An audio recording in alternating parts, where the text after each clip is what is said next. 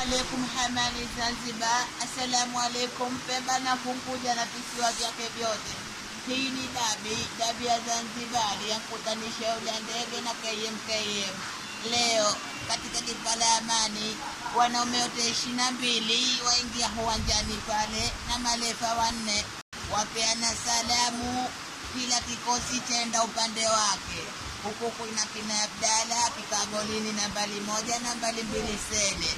Haya sasa mpira waenda kuanza katikati ule. Abdalla ampa Sele waenda na mpira, hampiga mtu jichenga, waenda katikati ya uwanja kule, pila latolewa, waenda lusha pila hilo, pila la lushwa, halushiwa Sele hamlushia Juma anakwenda na pila lake hilo, engenda na jiboksi kule, kipaka jikono lake mkata kule, le pase maji, pila liekwe pale la pigwa penalti. Haya nenda kupiga Asumani Migejuko anagejuka nalo pila geju kalipaisha bwana. Au unasemaje?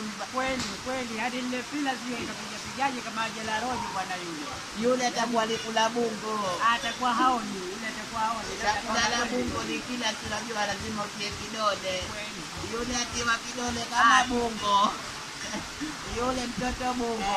Haya sasa laikwa tena pila laanzishwa goli kiki kule. Haya wanza moja vijana wa Ulojensi Laguswa anapelekewa Juma mpa Makame hampa Buriani ampa Alhaji na pila lake anakwenda Alhaji kule, kipata kanishindira mtoto yule, amekula nini yule? Yule kenala hajala kaji leo kaji hajala kaji yule, siku ajanywa kabisa, hajanywa supu ya kongolo. Kwani pweza siwapatikana vizuri visiwani?